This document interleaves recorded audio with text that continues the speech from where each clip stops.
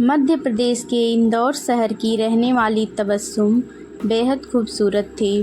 उसकी शादी शहर के ही रहने वाले नफीस अहमद से हुई थी। नफीस का अपना कारोबार था, जिससे उसे अच्छी खासी आमदनी हो जाती थी। नफीस से निकाह करके तबस्सुम खुश थी। उसे नफीस अपने सपनों के राजकुमार की तरह ही मिला था। नफीस भी तबस्सुम को बहुत प्यार करता था। तबस्सुम के व्यवहार की वजह से उसके सास ससुर भी उसे बहुत चाहते थे। धीरे धीरे उन्होंने भी घर की बागडोर बहू तबस्सुम को सौंप दी थी। इस तरह हंसी खुशी के साथ उसका समय बीत रहा था। हर सास ससुर की तरह तबस्सुम के सास ससुर भी यही चाहते थे कि उनकी बहू जल्द माँ बन जाए, और यदि पहली बार में ही बेटे का जन्म हो जाए तो बात ही कुछ और होगी। फिर वह अपने पोते के साथ ही लगे रहेंगे। पर शादी को 1.5-2 साल हो गए, लेकिन वह माँ नहीं बनी। धीरे धीरे 4 साल बीत गए, लेकिन तबस्सुम गर्भवती नहीं हुई।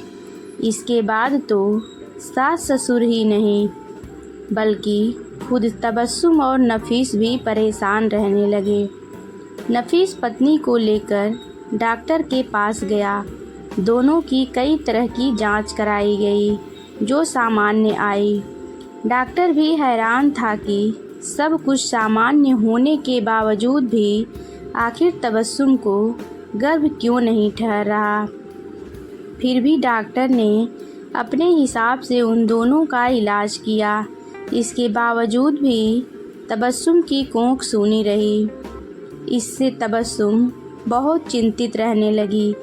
परेशान हाल इंसान को समाज में तमाम सलाहकार फ्री में मिल जाते हैं। लोग नफीस और तबस्सुम को भी तरह तरह की सलाह देने लगे, और वह सलाह भी उदाहरण के साथ देते थे कि फलां औरत वहाँ गई थी, या उस डॉक्टर हकीम से इलाज कराया तो वह माँ बन गई। अपने मन में उम्मीद लेकर तबस्सुम भी लोगों की सलाह के अनुसार कई डॉक्टरों हकीमों के पास गई। तमाम धार्मिक स्थलों पर जाकर उसने माथा टेका, लेकिन उसकी इच्छा पूरी नहीं हुई। इस तरह शादी के 7 साल बीत गए। तबस्सुम की कोख नहीं भरी तो मोहल्ले के लोग ही नहीं, बल्कि सास ससुर भी उसे बाँझ समझने लगे। जो सास उसे सराखों पर बिठाए रहती थी, वह ही उसे ताने देने लगी। बात बात पर वह उसे बाँझ कहती। अब तबस्सुम की समझ में नहीं आ रहा था कि वह क्या करे। हाँ, नफीस उसे समझाने की कोशिश करता रहता था। केवल उसका पति ही था जो हमेशा उसकी हिम्मत बढ़ाता था। तबस्सुम को जिस घर की जिम्मेदारी दी गई थी, सास के तानों ने उसका उसी घर में रहना दूभर कर दिया था। उसके जीवन में शांति तो जैसे कोसों दूर चली गई थी। इसलिए उस घर में रहना उसे अब अच्छा नहीं लगता था। अब वह उस घर के बजाय कहीं और रहना चाहती थी। इस बारे में उसने पति से बात की तो नफीस ने उसका साथ दिया, और वह अपना घर छोड़कर शहर की ही एडवोकेट कॉलोनी में किराए पर एक मकान में रहने लगा। नफीस जिस कॉलोनी में रहता था, वह मकान सफ़ीउल्लाह नाम के एक तांत्रिक का था। उसने शहर के ही चंदन नगर के एक मकान में अपना ऑफिस बना रखा था। वह यह धंधा करके मोटी रकम कमा रहा था। किराए के मकान में रहने पर तबस्सुम को एक सुकून यह मिल रहा था कि उसे यहाँ ताने देने वाला कोई नहीं था। इस तरह वह वहाँ रहकर शांति महसूस कर रही थी।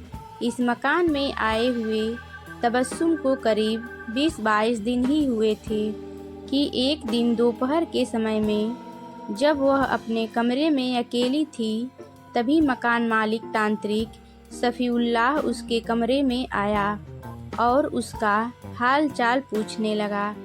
औपचारिकतावश तबस्सुम ने उसे चाय बनाकर पिलाई। इसी दौरान सफ़ी ने उससे कहा, मैं जानता हूँ कि तुम संतान न होने की वजह से परेशान हो, लेकिन अब चिंता मत करो। ऊपर वाले ने तुम्हारी गोद भरने के लिए ही तुम्हें मेरे यहाँ किराएदार बनाकर भेजा है। तबस्सुम की कुछ समझ में नहीं आया, तो सफ़ी ने उसे बताया कि वह तंत्र मंत्र का बड़ा जानकार है। तंत्र मंत्र से संतानहीन महिला की गोद भरने में उसे महारत हासिल है। न मालूम कितनी महिलाएं उससे यह लाभ ले चुकी हैं, जिसके चलते लोग उसे गोद स्पेशलिस्ट बाबा भी कहते हैं। तुम चिंता मत करो, जल्द ही वक्त आने पर वह अपनी तांत्रिक शक्ति से उसकी गोद भर देगा। साथ ही उसने यह भी सलाह दी कि वह इस बारे में अपने पति से कोई बात नहीं करे। सफ़ी की बात सुनकर तबस्सुम खुश हो गई। उसे लगा कि सचमुच अब उसका सपना सच हो जाएगा। उस दिन के बाद सफ़ी उसे अक्सर अपने एक कमरे में उसके पति की गैर मौजूदगी में पूजा के लिए बुलाने लगा। चूँकि पूजा के बारे में पति को कुछ भी बताने से तांत्रिक सफ़ी ने उसे मना कर रखा था, इसलिए यह सारे काम तबस्सुम अपने शौहर से छिपाकर कर रही थी। शुरुआती दौर में तो सफ़ी पूजा के दौरान पूरी शराफत दिखाता था, लेकिन बाद में धीरे धीरे वह उसे कभी कभार छूने भी लगा। तबस्सुम को छूने का उसका लगातार क्रम बढ़ता गया। कभी कभार वह पूजा के नाम पर उसके वक्षस्थल पर भी हाथ रख देता था। तबस्सुम को यह अजीब सा लगा। उसे तांत्रिक सफ़ी की नीयत पर शक होने लगा, इसलिए वह उसकी पूजा में अरुचि दिखाने लगी। इससे सफ़ीउल्लाह को इस बात का अंदाज़ा होने लगा कि यह उससे दूरी बनाने लगी है। चिड़िया कहीं पिंजरे से उड़ न जाए, यह सोचकर सफ़ी ने भी वक्त जाया करना उचित नहीं समझा। 19 सितंबर 2018 को सफ़ी को इसका मौका भी मिल गया। एक रात तबस्सुम का पति नफीस इंदौर से बाहर गया था। यह देखकर सफ़ी ने उसे रात में पूजा करने को बुलाया। तबस्सुम का मन तो नहीं हुआ, लेकिन जब सफ़ी ने उसे पूजा को अधूरा बीच में छोड़ देने के नुकसान बताकर डराया, तो वह उस रोज़ तांत्रिक के कहने पर आधी रात में नहाने के बाद खुले गीले बाल लेकर उसके कमरे में चली गई। पूजा करते समय सफ़ीउल्लाह ने उसे पीने के लिए जन्नती जल के नाम पर पीला सा पानी दिया, जिसे पीकर तबस्सुम को चक्कर सा आने लगा। इसके बाद पूजा करने के नाम पर सफ़ी काफ़ी देर तक उसके शरीर से छेड़छाड़ करता रहा। फिर उसने उसे ज़मीन पर लिटा दिया। तबस्सुम पर बेहोशी सा छाई हुई थी। उस समय वह उसका विरोध करने की हालत में नहीं थी। सफ़ी ने उसके साथ घिनौना हरकत किया। इसके बाद तबस्सुम को होश आया तो उसने सफ़ी को खरी खोटी सुनाई। उसके तेवर देख सफ़ी ने कहा कि यह सब उसने उसकी भलाई के लिए ही किया है। अब पूजा पूरी हुई है, वह गर्भधारण कर लेगी। सफ़ी ने उसे धमकाया कि इसके बारे में यदि उसने किसी को बताया तो वह अपनी व पति की जान खो देगी। तबस्सुम जान गई थी कि यह पूरा नाटक सफ़ी ने उसे हासिल करने के लिए ही किया था। उसे खुद से नफ़रत हो रही थी, इसलिए उसने कमरे पर पहुंचने के बाद अगले दिन गले में फंदा डालकर आत्महत्या करने की कोशिश की, लेकिन अचानक पति के आ जाने के बाद वह ऐसा नहीं कर सकी। पति ने उसे बचा लिया। फिर तबस्सुम ने पति को सारी कहानी बता दी। नफीस ने उसी दिन तांत्रिक का कमरा खाली कर दिया, क्योंकि तांत्रिक सफ़ीउल्लाह ने तबस्सुम को डरा दिया था। इसलिए उसके पति की भी तांत्रिक के खिलाफ रिपोर्ट दर्ज कराने की हिम्मत नहीं हुई। इस वाक़ये को हुए करीब 3 सप्ताह गुजर गए थे। तभी तबस्सुम के दिमाग में आया कि तांत्रिक के खिलाफ पुलिस से शिकायत जरूर करनी चाहिए, वरना वह किसी और को अपना शिकार बनाएगा। इसके बाद वह 9 अक्टूबर 1918 को पति को साथ लेकर खजराना थाने पहुंच गई।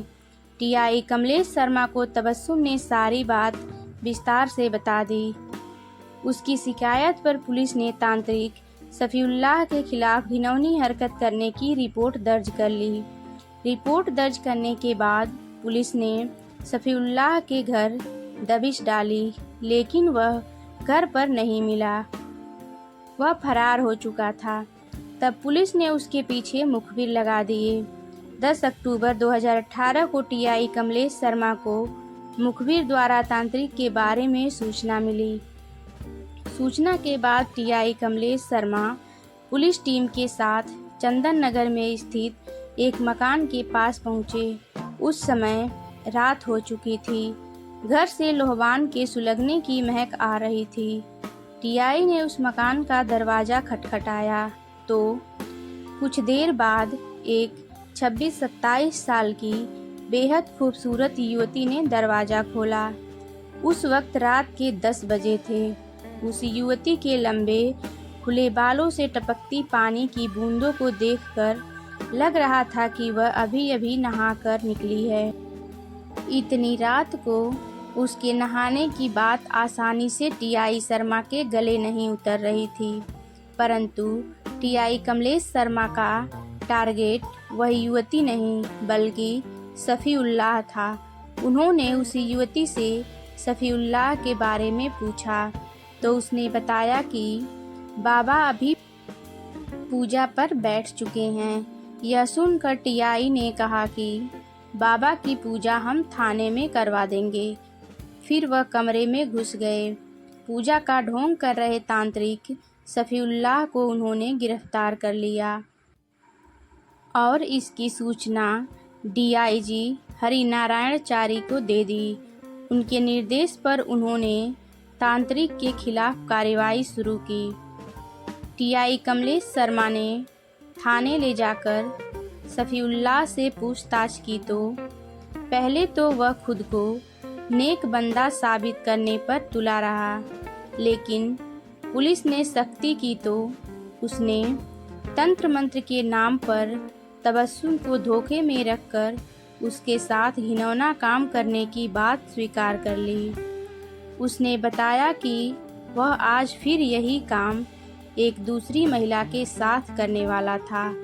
वह अपने मकसद में सफल हो पाता उससे पहले वह पुलिस के हत्थे चढ़ गया तथा तांत्रिक सफ़ीउल्लाह से पूछताछ करने के बाद पुलिस ने सफ़ीउल्लाह का मेडिकल करवाकर उसे अदालत में पेश किया, जहां से उसे जेल भेज दिया गया।